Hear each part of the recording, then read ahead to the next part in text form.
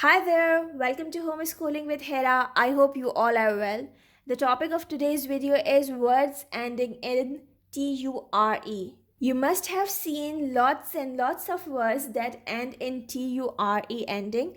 And if you make your children learn this sound and this spelling, it will be a lot easier for them to read many of English words.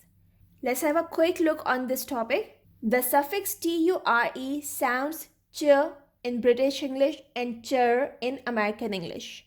As you know that in British English we do not pronounce r if followed by a vowel.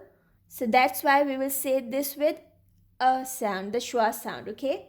The words that end in ture indicates that the word is a noun. So whenever you see a word with ture at the end, you can easily guess that it is a noun.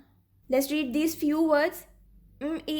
Mixture, adventure, departure, creature, picture, nature, future, culture, fixture, lecture, moisture, posture.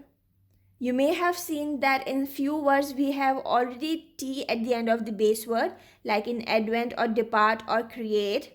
So we shall only add URE, we cannot double the T. But the sound will be the same, ch or chur. So that's all for today. This is a short but really useful video.